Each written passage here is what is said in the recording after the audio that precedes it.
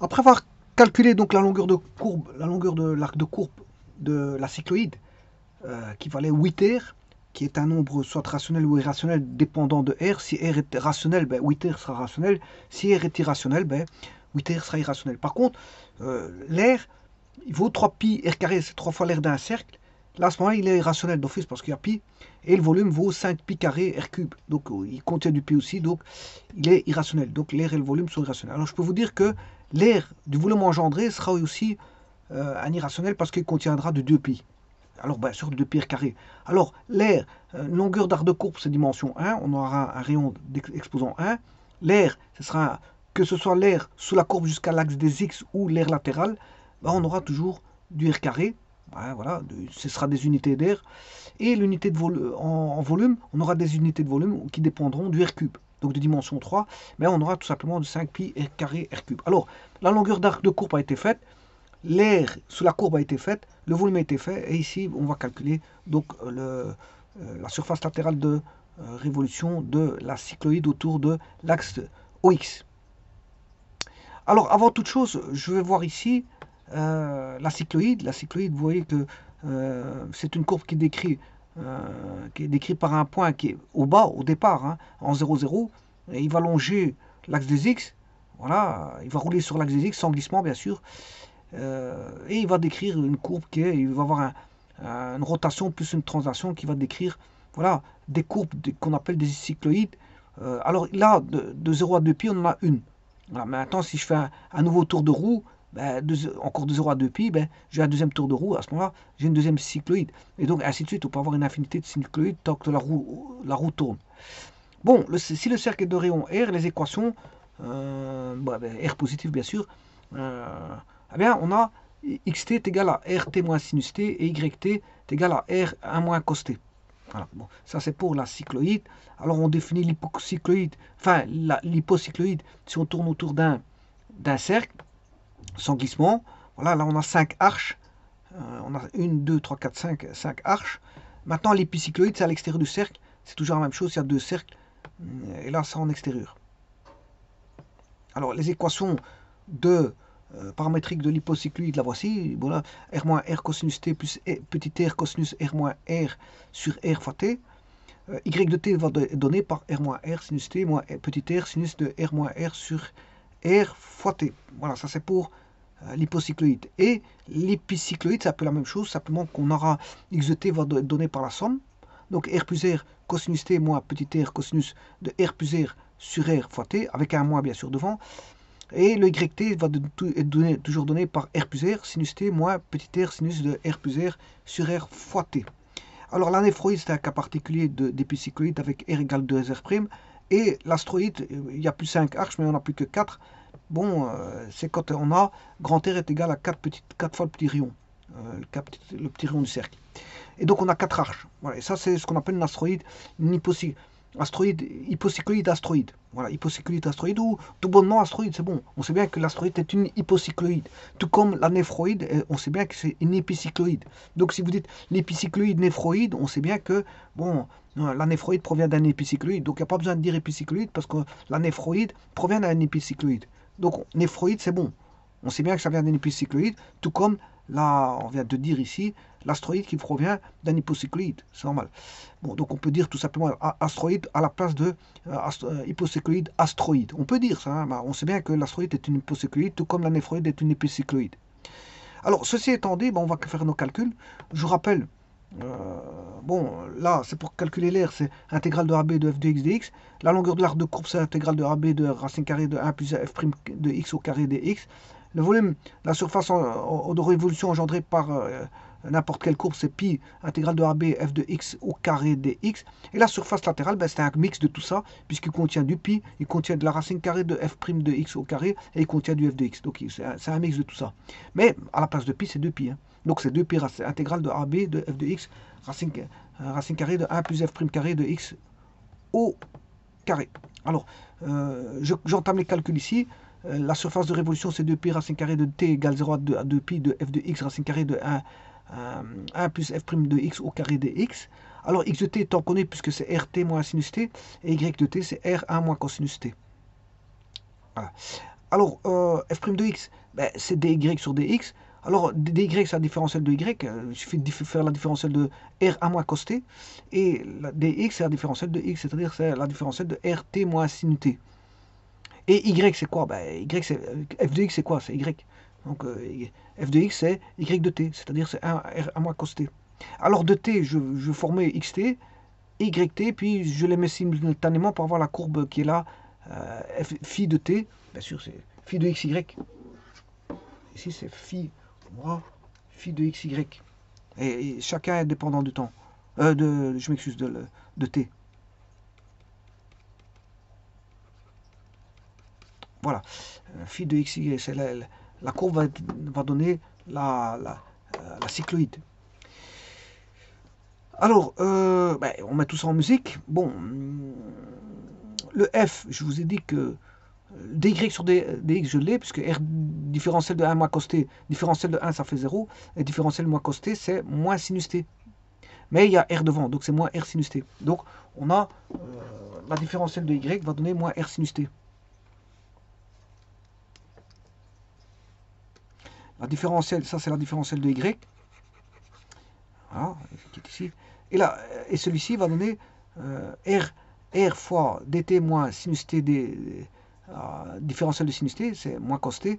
Donc si je sors la différentielle, ça va donner r1 moins cos t. Et ça, c'est le dx.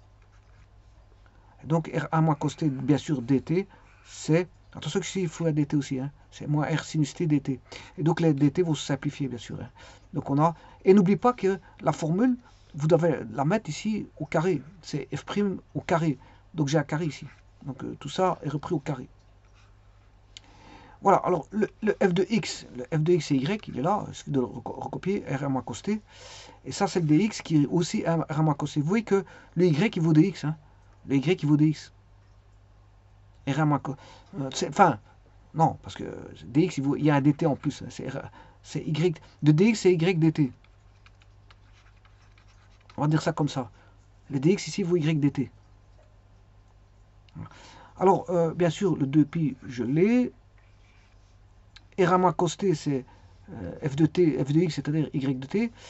Ceci, je veux le traiter. Voilà, c'est dy sur dx au carré. Voilà, c'est ça qu'il faut traiter. Bon, on va traiter tout ça. Alors, les dt, comme j'ai dit, ils s'annulent. Enfin, ils s'enlèvent.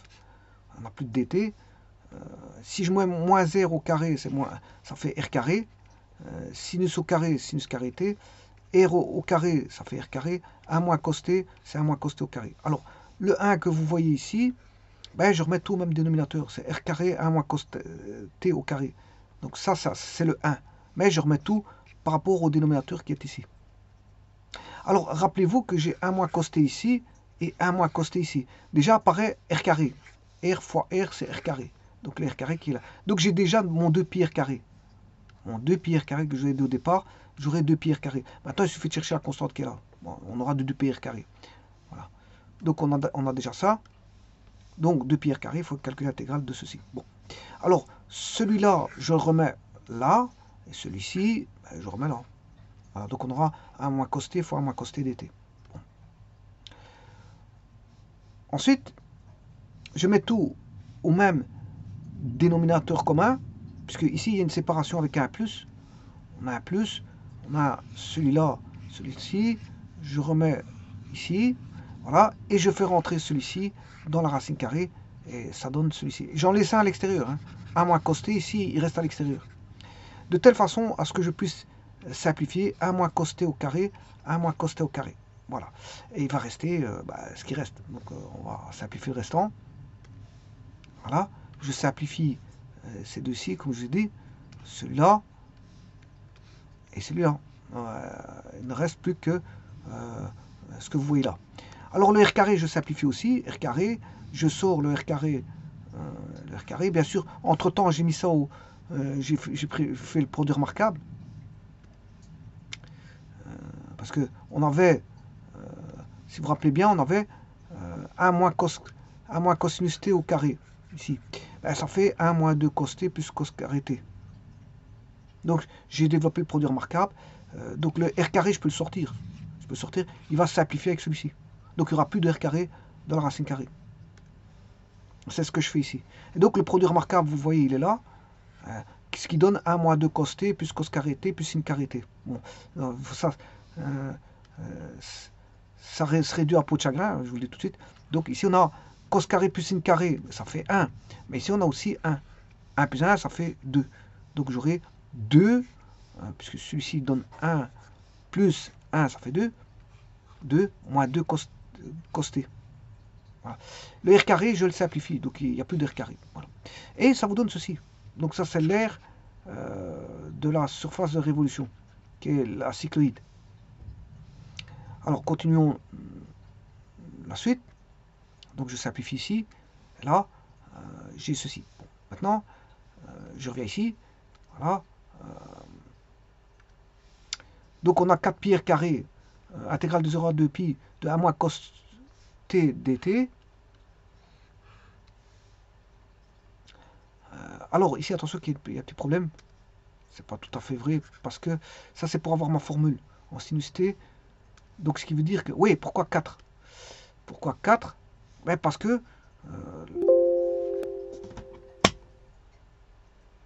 pourquoi 4? Je rappelle que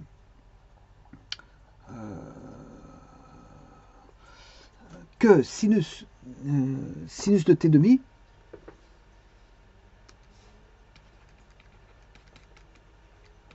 c'est égal à plus ou moins racine carrée de 1 moins cos t sur 2. En d'autres termes, bon, ici, le t, il est compris entre 0,2 pi, donc t demi, il est compris entre 0 et pi, donc il est positif. Il est positif, il n'y a pas de problème pour ça, pour le t demi. Donc, ça veut dire que ici, dans ce cas-ci, sinus de t carré sur 2 est égal à 1 moins cos t sur 2. Voilà. Mais moi, ici, j'ai pas ça, puisque j'ai 2 1 moins cos t.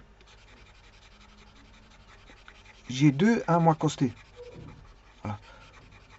Si je mets le 2 en évidence, j'ai 2 1 moins cosinus de t.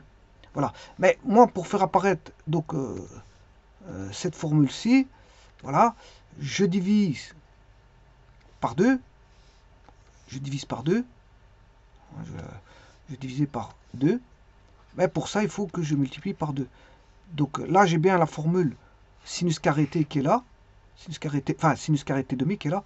Mais apparaît 2 fois 2. 2 fois 2, ça fait 4. Et racine carrée de 4, si je l'extrais, ça fait 2.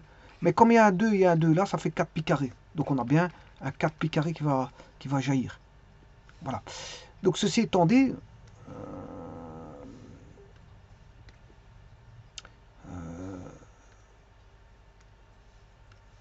on arrive ici. Donc j'ai bien mon 4 pi carré.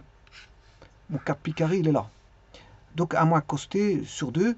Et ceci, je viens de vous dire que c'est voilà, sinus carré t demi. Mais comme il y a la racine carrée, tout est positif, puisque je vous dis que t est compris entre 0,2 pi, mais c'est t demi.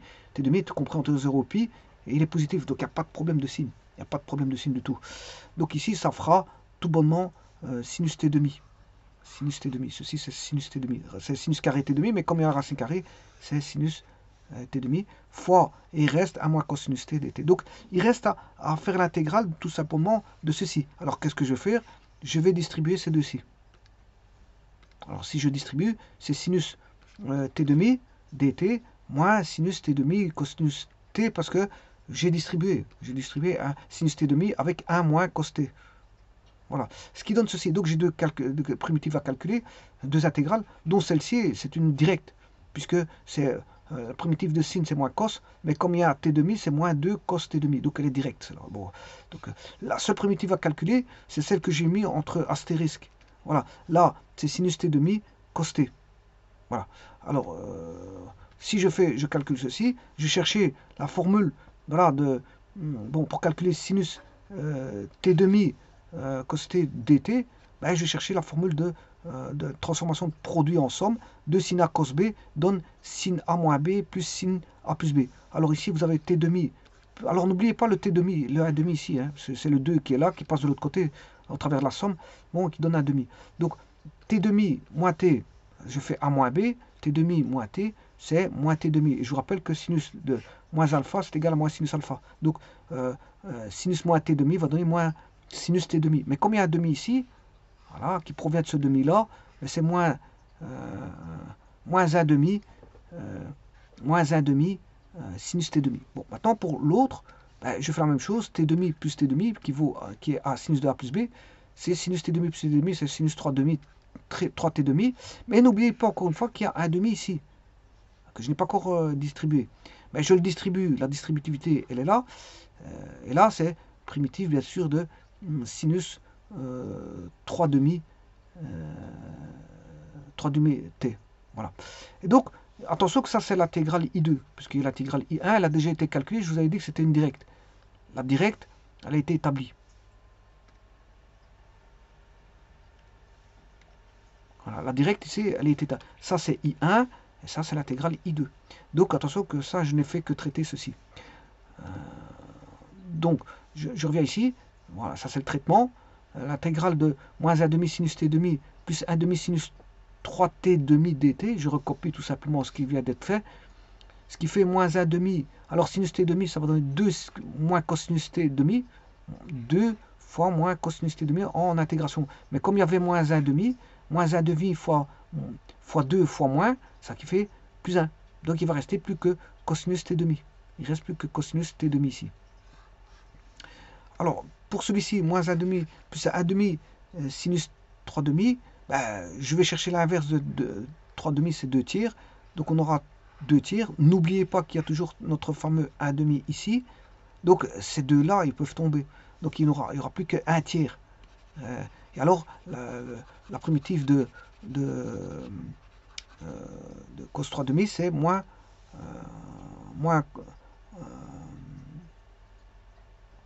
je vais le faire après ça. Enfin, la primitive de sin 3 demi, c'est cos 3 demi, avec un moins devant. Bien sûr, avec l'inversion de 3 demi ici. Et le 1 demi qui est devant ici, parce qu'il y avait un demi devant. Donc on est réduit à... Cette intégrale I2 est réduite à cos t moins 1 tiers de cos 3t demi. De 0 à 2 pi. Alors maintenant, ça c'est l'intégrale I2 qui vient d'être calculée. Et maintenant, je vais remettre le tout ensemble. Voilà, bon, ça c'est l'intégrale I2. Et maintenant, je mets le tout ensemble.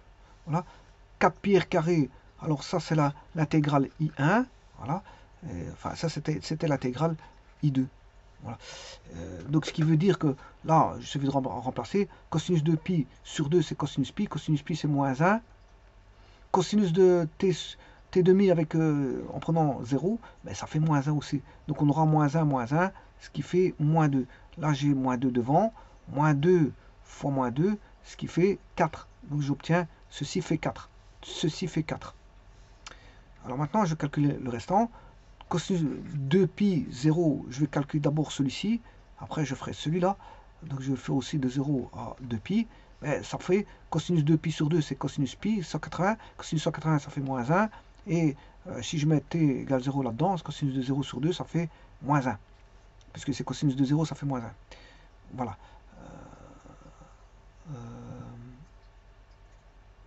Ça fait 1, je m'excuse, ça fait 1. Mais comme il y a moins, il faut enlever 1, retrancher 1, ça fait moins 1. Ici, c'est la même chose. Hein. Cosinus de 0, ça fait 1, mais comme il faut retrancher 1, ça fait moins 1, c'est ça que je veux dire. Voilà, parce que le cosinus de 0, ça fait 1, ça fait pas moins 1. Ça fait 1, mais comme on doit retrancher dans l'intégrale des bornes, ben, ça fait moins 1. Voilà, c'est juste ça. Donc ici, on retrouve moins 2. Voilà. Il ne reste plus que la partie ici. Moins 1 tiers de cos 3 demi sur 2. Je remplace par 2pi, ça fait encore une fois moins 1. Et cosinus de 0, ça fait 1. Mais comme je dois retrancher 1, ça fait moins 1, moins 1. Donc, on a moins 2 ici. Celui-ci, je l'ai déjà calculé, moins 2. Donc, ce qui fait moins 2 fois 1, moins 1 tiers, ce qui fait plus 2 tiers. Alors, 2 tiers moins 2, ce qui fait...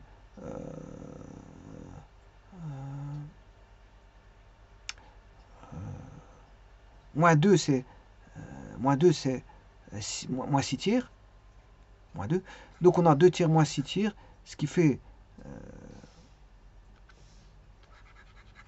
moins 4 tiers.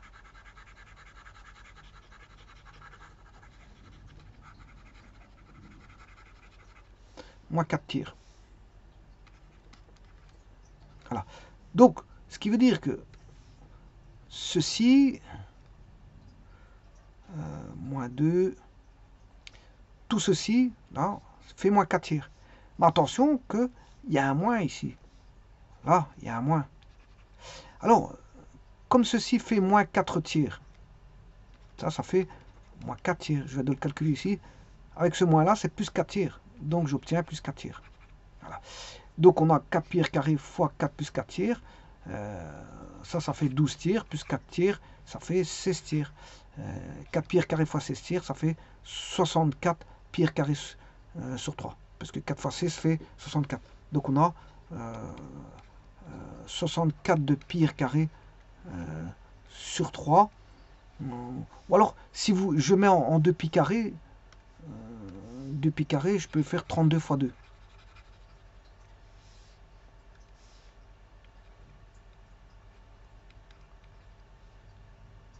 Ou, si vous voulez, je peux mettre, ça dépend comment on l'exprime, 64 tiers de la surface d'un cercle. Pi carré, c'est la surface d'un cercle. Voilà. Si j'exprime par rapport à la surface d'un cercle, c'est 64 tiers.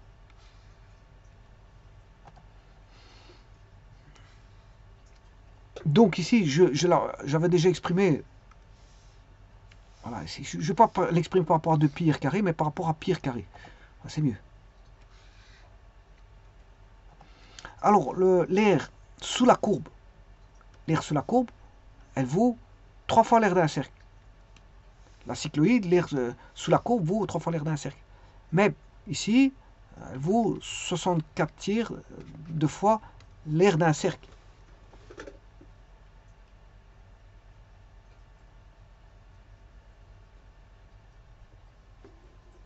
64 tiers de fois l'air d'un cercle. Ce qui fait en gros, bon, je vais regarder sur GeoGebra. Voilà, là c'est vous avez la cycloïde en volume dont je calcule la surface latérale. Alors pour ça, bien sûr, je suis parti du cercle. Bon, j'ai placé un cercle de rayon 1. Et voilà, le rayon, je peux le faire varier, c'est pas un problème. Il ne faut pas qu'il soit trop grand non plus. Je peux faire varier le rayon. Enfin bref, ici je vais garder un rayon de 1. Je dessine la courbe, la cycloïde. Voilà. Je mets le point A qui est le centre du cercle. Le cercle, voilà, ça c'est le cercle. Point M c'est le 0, 0, le point mobile il est là. Enfin, il est fixe sur le cercle, mais il sera mobile quand il sera vu par un observateur extérieur, puisqu'il va, voilà, tout va bouger. Qu'est-ce qui va bouger? Ben, le cercle. Le cercle il va faire une rotation et il va faire une translation en même temps. C'est une rotation. Le point M est en rotation sur le cercle, mais l'observateur voit un cercle en rotation et en translation. Puisqu'il bouge le long de l'axe de OX. Donc le long de l'axe de X, c'est une translation. Voilà. Donc ici, on a le point C qui est 0,2 pi, donc c'est pour un tour. Voilà, la surface engendrée, la voici. Je vous l'ai dit. Voilà, attention qu'elle n'est pas complète ici parce que, bon, elle est coupée, voilà, je l'ai coupée. Voilà, alors j'aurais pu augmenter la taille du cercle, mais ça devient beaucoup plus grand. Il faut refaire des zooms. Bon, ça, je n'aime pas de jouer avec des zooms parce que, voilà, ça va donner ça pour un rayon de 2. Si je mets un rayon de 2, c'est ça. Voilà. Ici, c'est un rayon de 2. Alors, je voulais vous dire, bon, 64 tiers, 64 tiers, ça fait 21 fois, environ 21,33. Voilà. Un tiers, c'est 0,333333. C'est un nombre rationnel, hein, parce qu'il est périodique. Il est infini dans son écriture, 0,33333333, mais il est rationnel, parce que la période c'est 3 ici, 3. Donc il est rationnel. Donc ce qui ne sera pas rationnel, c'est pi. Quand vous dites 64 pi carré, ben, il sera irrationnel, 64 pi carré. Parce que pi contient pi est irrationnel. Vous multipliez un nombre, n'importe quel nombre par un nombre irrationnel, il deviendra irrationnel. Hein. Voilà. Donc ici, il vaut 20. La surface latérale vaut 21 fois environ 21 fois l'air du cercle qui est là-bas. Voilà, qui vaut pi r carré, lui. Voilà. Mais maintenant, si vous voulez calculer l'air sous la courbe jusqu'à l'axe des x, là, l'air vaut 3 fois l'air du... 3 fois. Donc, entre les deux airs, il y a un rapport de 7. Entre les deux airs, enfin, en gros, parce que c'est, comme je vous dis, voilà, il y a des rationnels là-dessus, mais c'est en gros, l'air sous la courbe de la cycloïde, elle vaut 3 pi r carré. Donc 3 fois l'air d'un cercle, puisque l'air d'un cercle, c'est pi r carré.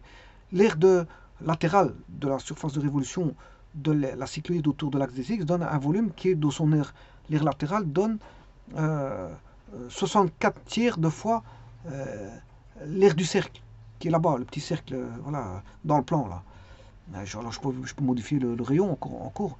Eh bien, entre les deux airs, ben, c'est un rapport d'environ de 7, cette fois.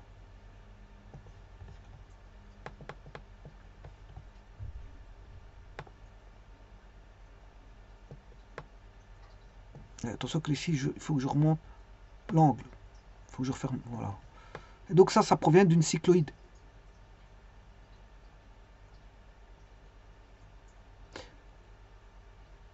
Bon, c'est parce qu'en fait, ici, le rayon est plus grand. C'est juste ça que ça donne... voilà, le rayon est plus grand, il va vite arriver à 2π. Hein. Il va arriver plus facilement à 2π, donc la courbe, elle est un petit peu plus étrange. Hein. Vous avez jamais un grand rayon. Normalement, les rayons de tête. Voilà, on ne roule pas avec n'importe quel rayon. Quand vous roulez en voiture, vous ne roulez pas avec des rayons de 3 mètres, c'est ça que je veux dire. Hein. Voilà, ni de 2 mètres, ni qu'aux caisses. Voilà, vous avez des petits rayons plus petits que l'unité, parce qu'il y a moins d'1 mètre dans les rayons. Sauf si vous roulez en tracteur. Bon, là, les rayons, la route derrière est beaucoup plus grande. Mais la roue de devant est plus petite. Hein. On n'a pas de grands trous. Hein. Une grand trou, une petite roue. Pour les tracteurs. Sinon, tous les autres, c'est tous des roues, je veux dire, qui sont régulières avant et arrière. Avant, il y avait des vélos où la roue derrière était plus petite que la roue de devant. Mais tout était fait pour. Voilà, les vélos, ils étaient grands. C'était des grands vélos, mais en fait, maintenant, on met des petits diamètres de vélo, enfin, des petits diamètres. Bon, moins d'1 mètre. Hein.